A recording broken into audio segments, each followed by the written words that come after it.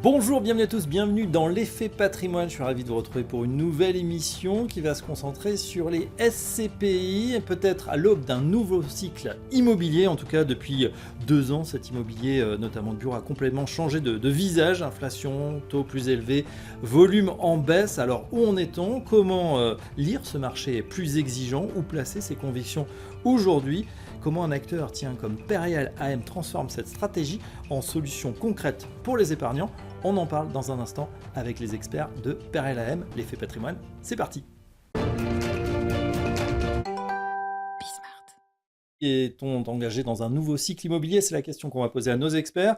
Vincent Lamotte, bonjour. Bonjour Fabrice. Vous êtes directeur général délégué chez Perial AM. Bienvenue à vous. Merci. Et à vos côtés, Mathieu Navarre. Bonjour Mathieu. Bonjour Fabrice. Directeur de l'offre partenaire B2B et institutionnel, toujours chez Perial Asset Management.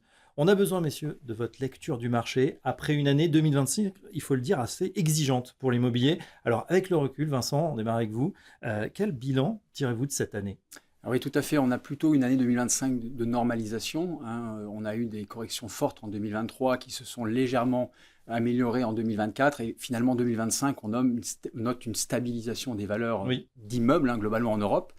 Le marché européen en immobilier est plutôt bon, a plutôt repris. On est à 242 milliards d'investissements en Europe. Ça fait une augmentation de 11% par rapport à 2024. Donc, on a une reprise lente, certes, mais de l'investissement en Europe. En France, c'est plutôt 21 milliards, c'est plus 7%. Donc, la France reste un petit peu en retrait de l'investissement. On a l'habitude de dire qu'on rentre plus tard dans la crise, mais on en sort aussi avec plus de lenteur. C'est tout à fait ça, en fait. Il y a eu, alors, c'est exactement ça, puisque dans les 242 milliards, 30%, c'est les UK, par exemple. Et comme vous le dites tout à fait, c'est que les UK ont corrigé beaucoup plus vite les valeurs, et donc le marché est rentré beaucoup plus vite au UK pour acheter. Donc voilà, donc c'est tout à fait ça. Et on note aussi un rééquilibrage entre les classes d'actifs. Là où le bureau était très prédominant avant 2023, aujourd'hui en Europe, c'est à peu près 20% des investissements. En France, ça reste une trentaine de pourcents. Donc on est un peu au-dessus en France. Et ensuite, dans les autres classes d'actifs, on a un rééquilibrage entre 15 et 20%. Très bien. Si on se projette vers 2026, on a déjà un gros mois derrière nous, est-ce que ces signes se confirment? Est-ce que vous assistez ou on assiste aux prémices d'un redémarrage de cycle immobilier? Alors oui, on peut pas l'affirmer, mais ça sent quand même les prémices d'un redémarrage immobilier. Alors il y a quand même des tendances qui sont fortes. D'abord, la macroéconomie plutôt bonne en Europe. On a une Europe qui est solide, il y a peu de volatilité, contrairement à certains pays comme la Chine ou les États-Unis aujourd'hui. Le deuxième élément, c'est qu'effectivement, l'évolution des PIB sont positifs, faibles mais positifs, chômage plutôt résistant. Donc, on a une Europe qui est quand même solide. Le deuxième élément, c'est que les banques reviennent également au financement de l'immobilier. Elles étaient parties, elles reviennent. Et en 2025, ça marque un retour des banques. 50% des investissements aujourd'hui, enfin en tout cas des financements des banques étaient sur des nouveaux projets, alors que dans les années passées, c'était des refinancements ou des renouvellements de dettes. Donc, on voit des nouveaux investissements financés par les banques. Et puis, le troisième élément, c'est l'épargne des ménages. En Europe, c'est 15% de taux d'épargne. En France, c'est 18%. Là encore, le UK un petit peu différent puisqu'on a 9,5%. Donc, les Anglais dépensent beaucoup plus en consommation. Mais on a un taux d'épargne qui est extrêmement important. Donc, une capacité d'investissement dans les produits immobiliers qui s'est rechargée, qui est extrêmement importante. On note, pour finir, si on parle SCPI, que la collecte SCPI en France a progressé de 17% en 2025 par rapport à 2024. On a tiré 5,5 milliards de collecte brute versus 4,7 milliards. Donc, on voit ce redémarrage alors qu'en 2023-24 par rapport à 2023, on avait une baisse de 32%. Donc voilà, on a une courbe qui s'est réinversée. On est en bas de fourchette des valeurs. C'est le moment de rentrer. Très bien. Alors justement, dans ce contexte plutôt porteur, en tout cas à nouveau porteur, où est-ce que vous placez vos convictions d'investissement, pardon ? Alors, c'est là aussi, il y a un changement de paradigme très important. On n'a pas de conviction globale, en fait. C'est pas l'Europe, c'est pas la France, c'est l'Europe et la France. Et ensuite, les convictions, c'est qu'il faut être extrêmement sélectif. segmenter les portefeuilles. Chaque pays a des points forts, chaque pays a des points faibles. On connaît les appétences des pays pour chaque classe d'actifs. On peut prendre des exemples. Aujourd'hui, Italie, Espagne, ça va être plutôt l'hôtellerie, plutôt la logistique, par exemple, qui ont aujourd'hui des taux de rendement extrêmement intéressants à l'acquisition. Pays-Bas, la logistique et les bureaux restent extrêmement intéressants. Au UK, ça va être plutôt l'ensemble des classes d'actifs qui ont énormément corrigé et le bureau est extrêmement attractif, même à la City aujourd'hui. Donc, je dirais qu'il faut aller faire ses courses dans chaque pays de manière très sélective, en connaissant bien les points forts et les points faibles des pays et de manière, je dirais, ponctuelle. Ce n'est pas des stratégies géographiques ou des stratégies de classes d'actifs, c'est diversification et mutualisation des risques. Ouais, plus opportunisme en fonction des classes d'actifs et des pays, on l'a compris. Mathieu Navarre, on sent également chez les investisseurs quelque chose qui a changé, une attente plus forte de rendement immédiat. Est-ce que c'est, selon vous, un changement durable de comportement ? En tout cas, une chose est certaine, c'est que la remontée des taux, que Vincent décrivait d'ailleurs, a emporté qu'on a enfin trouvé un prix au temps. Alors, d'un côté, c'est extrêmement positif, parce que ça veut dire que les investisseurs s'intéressent de plus en plus aux moteurs de performance, veulent comprendre comment on crée de la performance, que ce soit un rendement finalement ou que ce soit un gain final, la manière dont on crée de la performance en immobilier. Mais ça a emporté également une forme d'irrationalité. Il y a 10-15 ans, lorsqu'on se parlait, tout le monde savait faire la différence entre un club deal court-termiste avec son risque, mais sa capacité de gain, qu'on soit d'ailleurs en valuade ou en plus-value, un fonds professionnel ou encore une SCPI qui a une vocation beaucoup plus long terme. Aujourd'hui, finalement, l'investisseur, il veut du rendement à tout prix. Il veut du rendement, quelle que soit la typologie de fonds, et donc ça emporte, et ça a une conséquence en tout cas directe pour une société de gestion comme la nôtre, qu'il faut qu'on ait une grande pédagogie d'approche, qu'on explique les choses, qu'on explique la manière dont on crée un rendement ou de la manière dont on crée de la valeur en immobilier. Ouais, ça veut dire qu'il faut réexpliquer peut-être le couple rendement-risque ? En tout cas, certainement inventer peut-être un couple, rendement résilience. Expliquer finalement que le risque est inhérent à la matière immobilière et que derrière, la capacité de créer du rendement ou de la plus-value, c'est aussi la manière de gérer, de sélectionner et de gérer les actifs immobiliers. Comment justement on répond à cette recherche, vous le disiez, absolue de performance à court terme, sans justement renoncer à une stratégie de création de valeur à plus long terme ? En tout cas, on ne peut certainement pas opposer le rendement aujourd'hui à la création de valeur dans le temps. On peut tout à fait aller chercher du rendement parce que les marchés le permettent aujourd'hui, tout en respectant les fondamentaux immobiliers qui sont des fondamentaux, je dirais, quasi historiques, d'emplacement, de positionnement, de choix du bâti, de locataire, finalement les fondamentaux de la gestion au sens large. Donc aujourd'hui, encore une fois, l'investisseur, ce qu'il veut, c'est comprendre et peut-être que l'évolution n'est finalement plus de parler de rendement affiché, c'est un peu la grande sémantique, mais de rendement expliqué. Comment est-ce qu'on explique un rendement ? Et si on arrive à expliquer un rendement, eh bien c'est certainement la meilleure manière de le reproduire, puis de le pérenniser dans le temps. Mathieu, je vous donnerai la parole dans un instant, Vincent. Juste, on va maintenant regarder un petit peu ce qui se passe chez Perial. Justement, vous venez d'arriver très récemment. On annonce également des nouveaux recrutements. C'est le début d'un nouveau chapitre pour la société ? Oui, en tout cas, Perial se transforme en 2026. Perial est une société historique de ce marché et effectivement, la transformation de la société répond d'abord à l'attente d'un marché, à l'attente de conseillers en gestion de patrimoine qui l'accompagnent depuis des années maintenant, de ses associés, répond à un marché immobilier qui se transforme et effectivement, ces changements se sont déjà largement matérialisés, alors par nos arrivées respectives, mais on peut également citer Sébastien Chauveau ou encore Nicolas Léonard qui viennent de maisons reconnues. Et Perial prend une certaine bascule pour répondre justement à cette demande de marché. Donc notre rôle sera finalement assez clair, ce sera d'améliorer les services pour nos associés et partenaires, et ce point a déjà été très anticipé. Ce sera de présenter la société finalement sous un nouveau jour, intégrant notamment une offre qui est assez large, une gamme qui est assez large et sur laquelle on reviendra. Et puis ce sera de moderniser finalement notre approche, la manière dont on communique finalement avec le marché. Alors je vois Vincent qui opine du chef bien évidemment. Perial AM c'est souvent identifié à travers ces SCPI, pourtant l'expertise du groupe est beaucoup plus large. Ah oui, tout à fait. Groupe Perial, c'est 60 ans d'existence et c'est pas uniquement l'asset management ni la gestion pour compte de tiers. Ça a été et c'est toujours en fait un groupe de rénovation, promotion, construction. Donc le groupe a dans son ensemble une expertise immobilière extrêmement large et réalise depuis des années des club deals non régulés. réalisent également des opérations de rénovation et de promotion dans des cadres qui sortent un petit peu du contexte de Perial AM, mais les experts sont là et l'expérience est là. Donc le groupe Perial, c'est un groupe immobilier avant tout. Voilà, c'est un vrai savoir-faire immobilier. Ouais. Voilà. Donc il faut quand même comprendre aussi que ce n'est pas uniquement de la collecte et de l'investissement, c'est aussi la capacité technique à déposer des permis, à étudier des opportunités de réévaluation, etc. Justement, pour ceux qui veulent investir, qui se disent tiens, les SCPI, je vais diversifier, on peut imaginer que vos différentes maisons, voilà, c'est un peu. Ça se ressemble. Alors, comment vous expliquer quelle va faire la force, peut-être la diversité ou les points de diversification de Perial?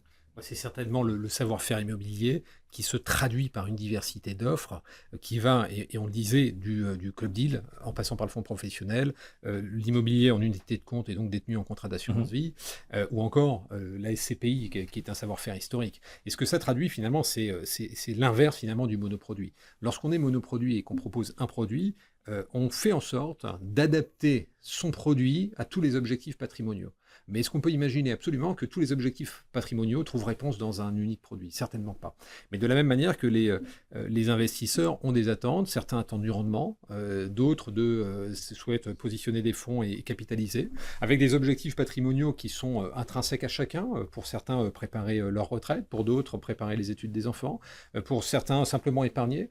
Et donc l'idée, derrière, en étant multi-savoir-faire finalement et multi-produits, en présentant une offre qui soit suffisamment large, c'est de répondre finalement à la demande de tous les épargnants, aux objectifs patrimoniaux de tous les épargnants, et encore une fois, en recentrant bien entendu sur ce qu'on sait faire, c'est-à-dire de l'immobilier. Ouais, donc en creux, on entend, il n'y a pas que de la SCPI chez Perial. Si on ouvre justement le capot de votre gestion, Vincent, on rappelle quels ont été les temps forts de Perial AM. Alors, 2025 a été quand même une année où on a travaillé, je dirais, on a mis les mains dans le cambouis, voilà, pour prendre l'expression. On a travaillé pour le futur. Donc, les grands temps forts, finalement, ça a été le travail sur le repositionnement de nos fonds historiques. Oui. Voilà, des fonds qui ont acquis des actifs les 5 dernières années, qui sont aujourd'hui plutôt bien positionnés en termes de distribution, mais qui sont un petit peu moins attractifs aujourd'hui pour les investisseurs, de fait de leur classe d'actifs, par exemple. Donc ça, c'est le premier élément, c'est-à-dire comment redonner de l'appétit, de l'appétence à des produits qui sont un petit peu moins aujourd'hui demandés par les investisseurs.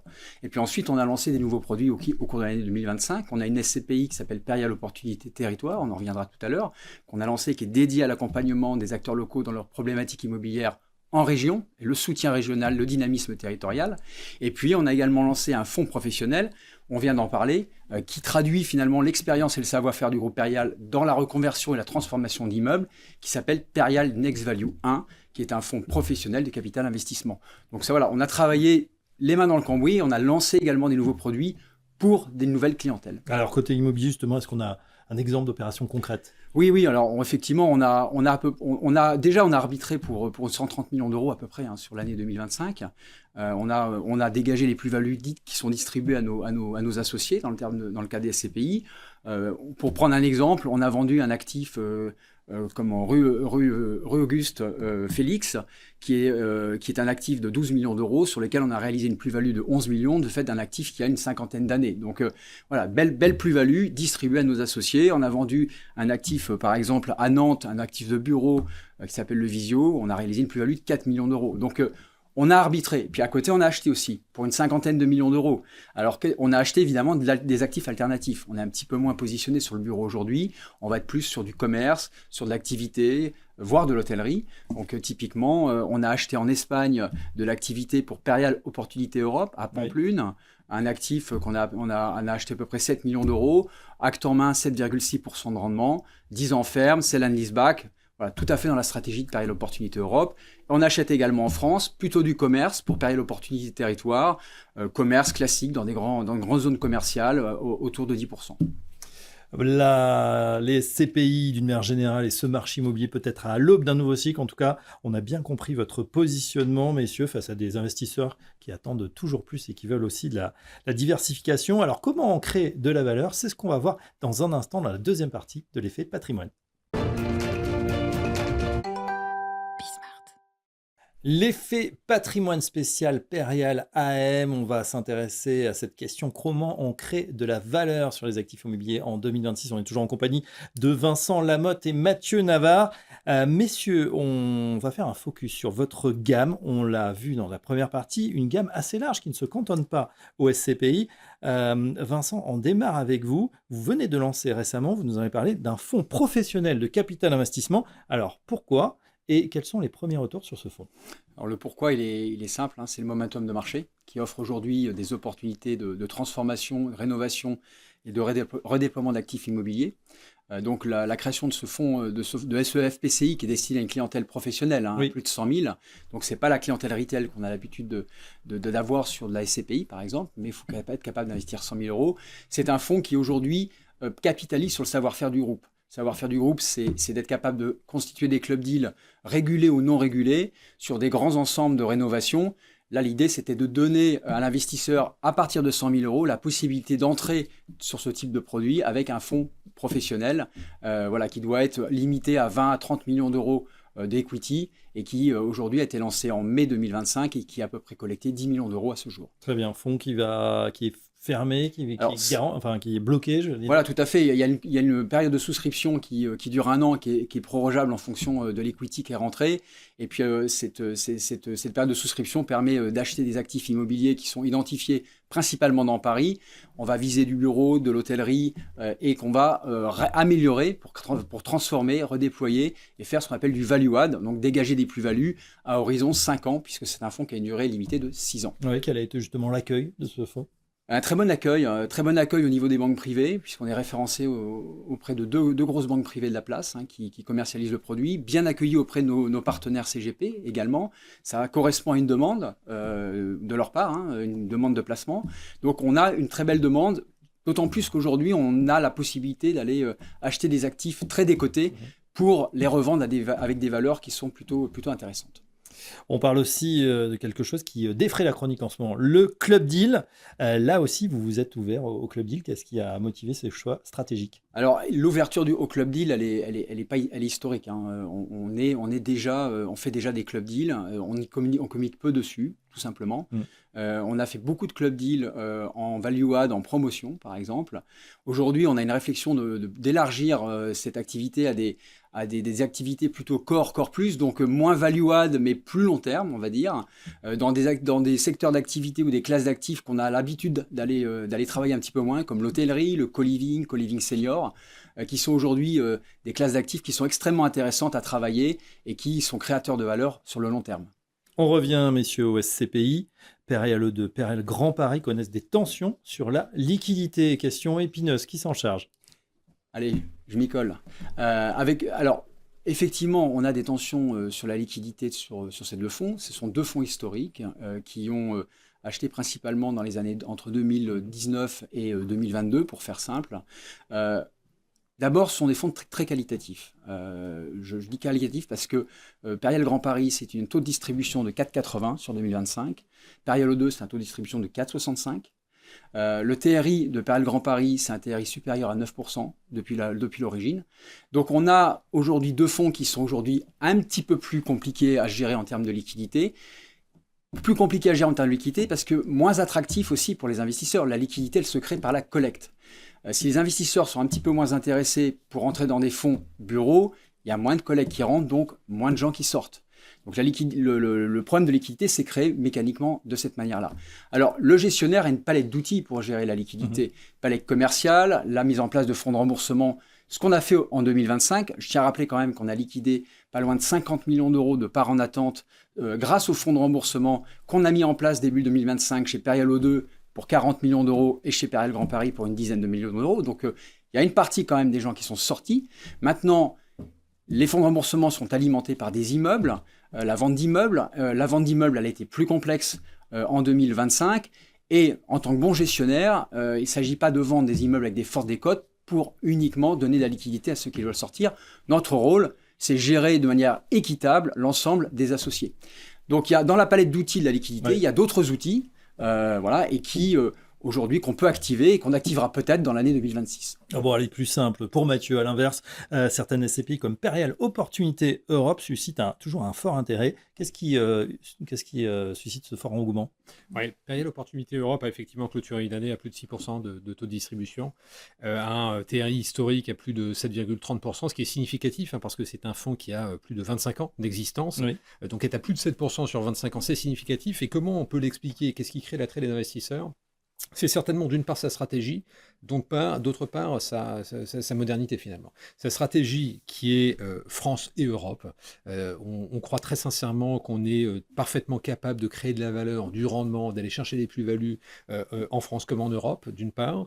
Mais d'autre part, un triptyque très intéressant entre finalement trois manières finalement de capter du rendement. Des bureaux de petite et moyenne typologie en France et en Europe. Et donc là, on s'adresse vraiment à de l'économie réelle pure avec des locataires extrêmement granulaires. Mmh. La consommation des ménages qu'on vient chercher au travers de commerce, plutôt retail park et pieds d'immeuble. Et enfin de l'hôtellerie. Où là, on vient finalement chercher toute la manne touristique et les flux et la pérennité de la manne touristique entre la France, l'Espagne ou encore l'Italie. Et donc, c'est cette capacité et ces trois poches de création de valeur qui séduisent aujourd'hui l'épargnant. Et on adosse à ça, finalement, une SCPI qui est extrêmement accessible, avec un prix de part qui est inférieur à 50 €, avec des versements programmés possibles, avec finalement des dividendes mensuels et toute la palette, finalement, qui fait une SCPI extrêmement jeune aujourd'hui. Ah oui, il faut le dire aussi, c'est vrai que ça s'est démocratisé au niveau des parts, au niveau de la façon d'investir. Effectivement, c'est bien d'investir petit à petit. Et puis, si on a besoin de retirer aussi, de pouvoir avoir ces dividendes mensuels. Vous évoquiez, Mathieu, l'Europe, mais aussi l'ancrage territorial en France. Comment on en profite concrètement pour les épargnants? Concrètement, en investissant, Vincent le disait à très juste titre, il y a un enjeu en France de redynamiser les territoires. Et les territoires, ce que j'entends par territoire, c'est des zones, je dirais, intermédiaires ou secondaires qui ont besoin d'une dynamisation économique. Et cette nouvelle dynamique économique passe nécessairement par l'immobilier, par la capacité à renouveler le parc immobilier, à le moderniser, pour flécher finalement des flux d'entreprises qui vont venir s'installer et créer de l'emploi et finalement de l'économie très directe. L'économie locale, non délocalisable, il faut le dire. Absolument. Et ça, finalement, ça permet d'une part à l'épargnant de toucher directement et des doigts à des actifs qui sont extrêmement tangibles, qui sont sur le territoire français. C'est de l'économie réelle et c'est la stratégie de Perial Opportunité Territoire, qui est une toute jeune SCPI et dont effectivement le taux de distribution en 2025 a été supérieur à 7%, à 7,5%, et qui a d'ores et déjà, d'ailleurs il y a quelques jours, revalorisé le prix de sa part. Je fais un pas de côté pour bien saisir aussi il y a cette performance bien sûr financière, mais aussi extra-financière. Alors elle passe un peu à l'as, toutes les notions d'ISR, de SG. Depuis l'arrivée de M. Trump, c'est vrai que c'est moins en forme, on va dire. Pourtant, l'ESG est très présent chez Perial Asset Management. Comment est-ce que c'est compatible finalement avec la performance financière de vos produits? Alors non seulement c'est compatible, mais ça améliore la performance financière. Oui, effectivement, l'ESG est au cœur aujourd'hui de nos priorités dans les fonds. Chaque fonds chez nous a une stratégie dédiée, ESG, ça peut être la résilience climatique, ça peut être la décarbonation, ça peut être la mobilité douce. Chaque fonds a sa stratégie. Ce qu'on note aujourd'hui, c'est assez factuel, et les chiffres en fait peuvent parler. Globalement, on a dégagé de la valeur verte sur une vingtaine d'immeubles à autour de 1,6% en moyenne quand on fait des travaux. Aujourd'hui, on a fait expertiser nos actifs. Sur une vingtaine d'actifs sur lesquels on a réalisé des travaux, on a un gain valeur verte, entre guillemets, de 1,6%. Donc, c'est extrêmement concret. Le deuxième élément, c'est que dans des actifs où il y a une amélioration de biodiversité, on note que les taux de remplissage sont supérieurs de 2% à la moyenne globale des actifs dans la même zone. Donc, on voit bien qu'on arrive à mieux remplir les immeubles et on arrive à leur donner de la valeur. Donc l'ESG est extrêmement important dans la valorisation du patrimoine.